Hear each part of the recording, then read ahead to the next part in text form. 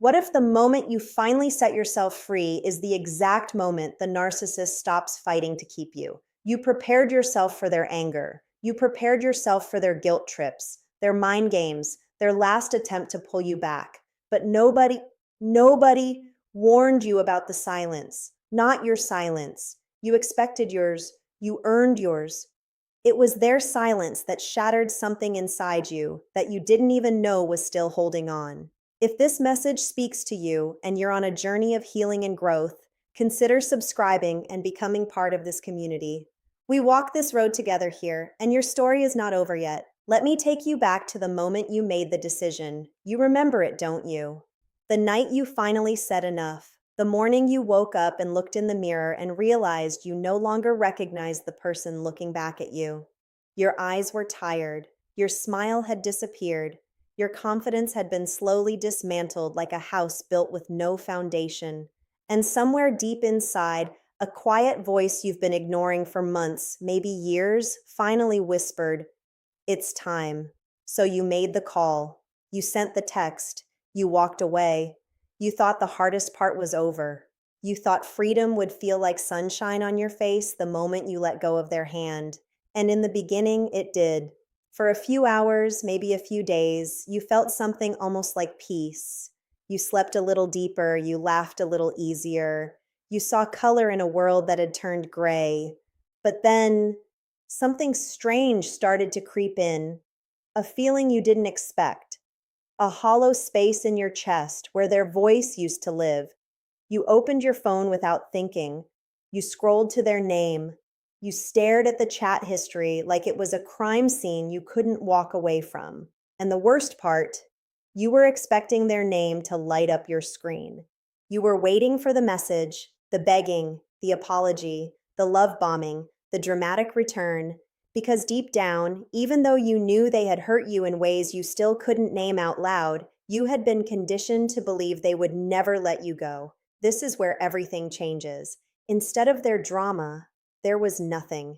Instead of their voice, there was static. Instead of the chase you had been preparing your heart for, there was silence. Cold, deliberate, terrifying silence. And that silence hit you like a betrayal you didn't see coming. But here's what most people don't realize. That silence was not their punishment. That silence was not revenge.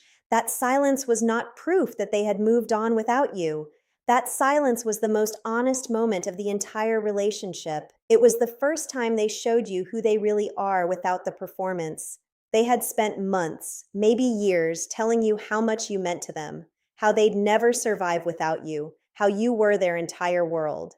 And the moment you stopped playing your role in their story, they walked off stage. No applause, no goodbye, no second look. The narcissist didn't go silent because you didn't matter. The narcissist went silent because you did. You mattered so much that your absence became inconvenient to their false self. Your silence forced them to either grow or supply hunt. They chose supply. And that choice, that single moment of choice, told you everything you had been begging the universe to confirm for years. Let that sink in.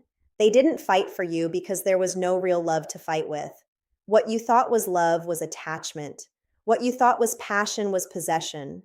What you thought was devotion was dependency. They weren't attached to you. They were attached to what you provided, the attention, the validation, the loyalty they never had to earn because they had trained you to give it freely. Few people ever understand this. But the real heartbreak is not that they went silent. The real heartbreak is that part of you is relieved, and part of you is devastated by that relief. You are grieving someone who is still alive, someone who could call tomorrow and your heart would still skip a beat. Someone who hurt you in ways that rewired your brain and convinced you that love was supposed to feel like walking on broken glass. And that is the shock no one prepared you for, not their cruelty. You had learned to survive their cruelty, not their lies. You had become a detective in your own relationship, finding clues they swore didn't exist, not their manipulation. You had slowly started seeing the strings they were pulling, even if you still didn't have the strength to cut them.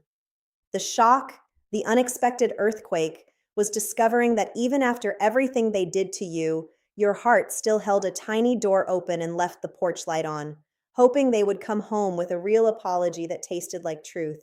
If you're on this journey with me right now, take a breath. I want you to know something important. What you are feeling is not weakness. It is not a sign that you failed. It is not proof that the narcissist won.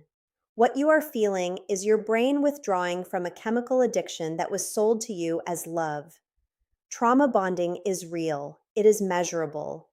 It is why you can stand in front of someone who destroyed your peace and still feel your chest tighten when you hear their name. The narcissist engineered that bond.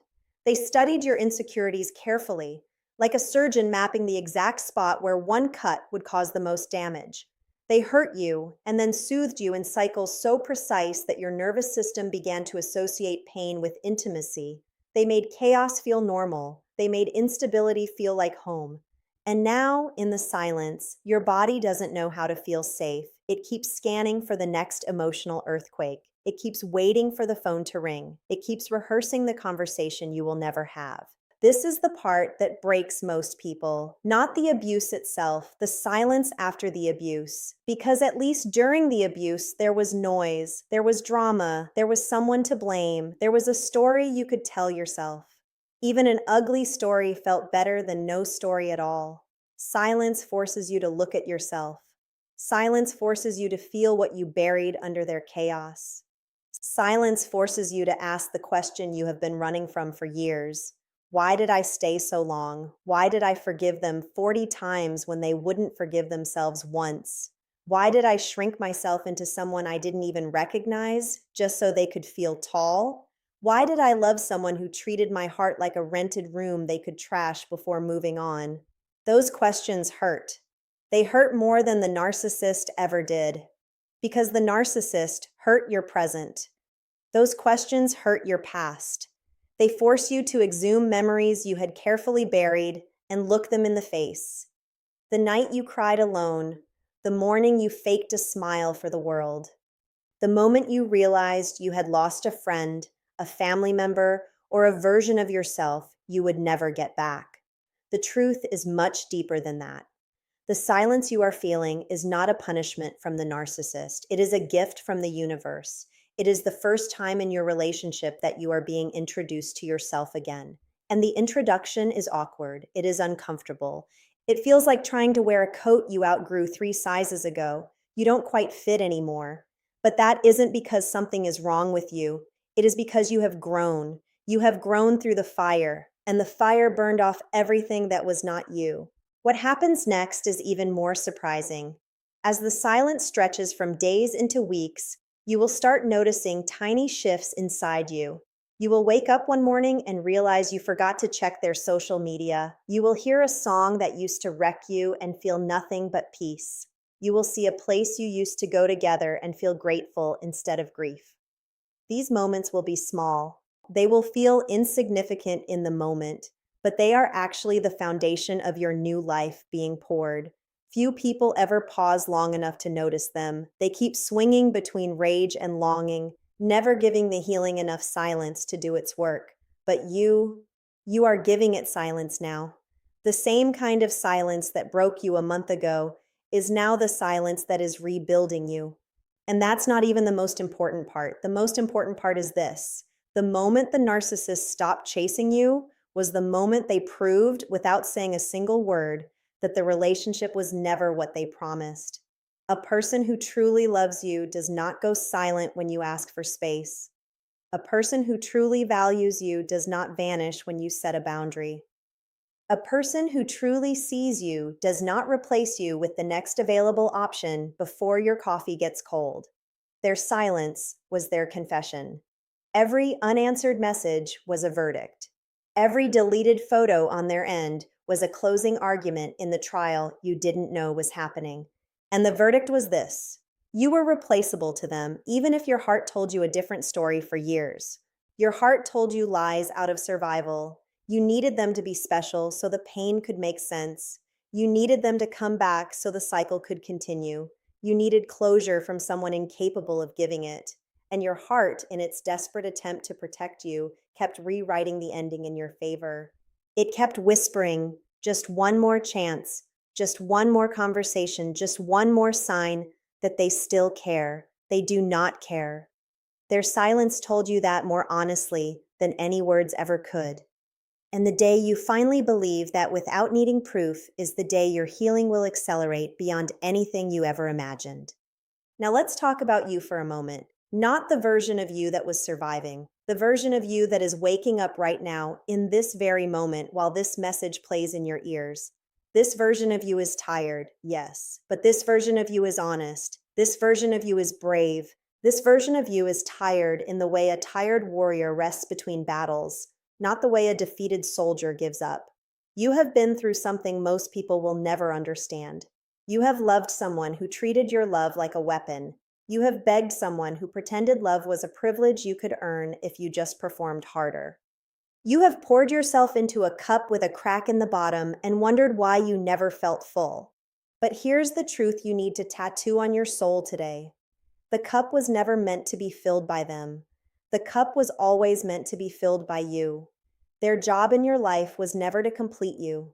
Their job was to teach you what you tolerated before you even knew you had self-respect. And the silence that shocked you? It shocked you because deep down, you had been waiting for their love to prove it was real. Their silence proved the opposite. And now, without the chase, without the breadcrumbs, without the late night texts pretending to care, your soul finally has space to grieve what was real and to release what was fake. Let yourself feel it. Let yourself cry. Let yourself scream into a pillow at 2 a.m. when the loneliness feels unbearable. Let yourself miss them.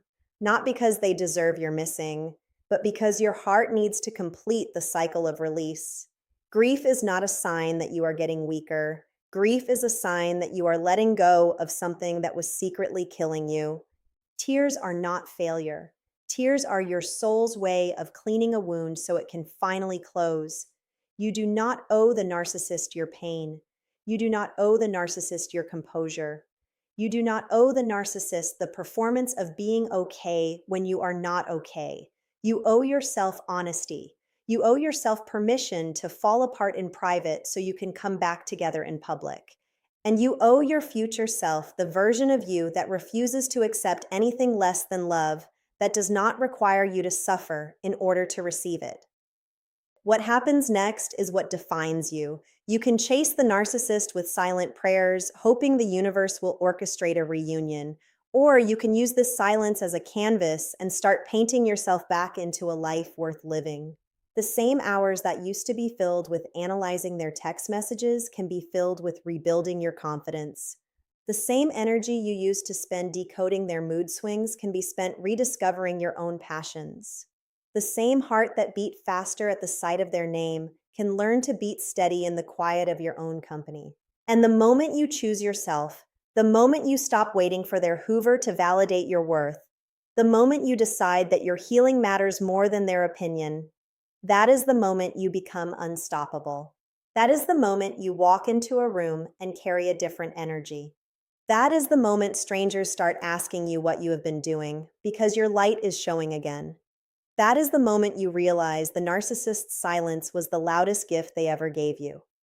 Few people ever get to that moment. Most people get stuck in the silence. They replay the songs, they reread the old messages, they look at the empty chair across from them and listen for a voice that will never come. And they slowly convince themselves that the silence means they were never loved. They were always loved. You were loved in the only way the narcissist was ever capable of loving: possessively, transactionally, desperately. Their silence now is not cruelty. Their silence is honesty. They cannot love you in the way you deserve because they do not love anyone in the way anyone deserves. They do not know how. They were never taught. They do not have the wiring. And your job now is not to fix them. Your job is to stop waiting for someone who cannot love you to suddenly learn how. Your job is to stop pouring into a bottomless cup. Your job is to stop auditioning for a role that was never designed to fit you. So take this silence. Take it as yours.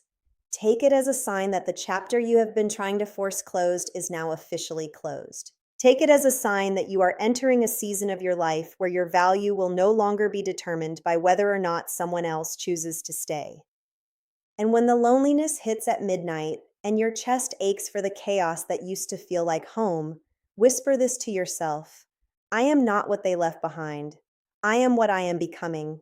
The silence that used to scare me is now the silence that is shaping me. I am not waiting for them anymore. I am waiting for me.